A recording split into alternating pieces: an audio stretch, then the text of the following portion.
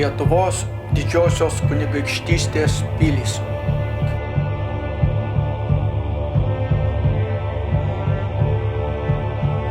Rauna.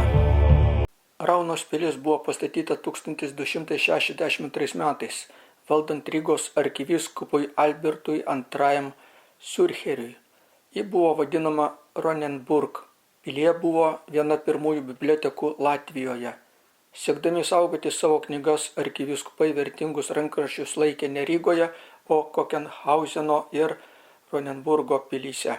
Nuo 420 metų arkivyskupas ir jo dvariškiai kasmet nuo Mykolinių iki Grabnyčių gyvendavo pilyje.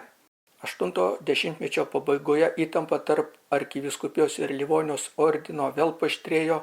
Per vadinamąjį kunigų karą Livonijos landmeisterio Bernto von der Borcho vadovaujami būriai puolė arkivyskupo valdas. Riteriai greitai užėmė kelias vyskupų pilis.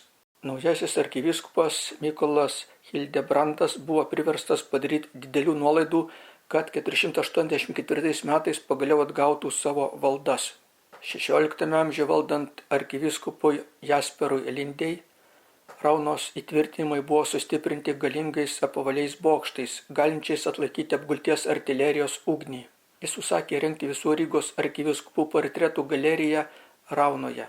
Livonijos karo išvakarėse pilis vėl perėjo kryžiuočių ordino valdžion.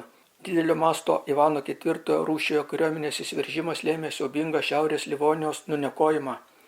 Beveik visos pilys ir tvirtovės buvo užimtos, apiplėštos ir sunaikintos. 16 amžiuje pilis buvo išplėsta, 590 karalius Zigmantas Vaza patvirtino visas teises, tačiau po Livonijos karo miestas prarado strateginę reikšmę. Po Maskvos pralaimėjimo Livonijos kare pilį užėmė Lietuvos-Lenkijos kariuomenė.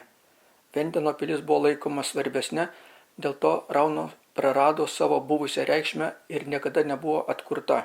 Likę tvirtinimai buvo galutinai sunaikinti per Didįjį Šiaurės karą, kai Švedijos karalystė ir Lietuvos-Lenkijos valstybė kovojo dėl Šiaurės Livonijos kontrolės.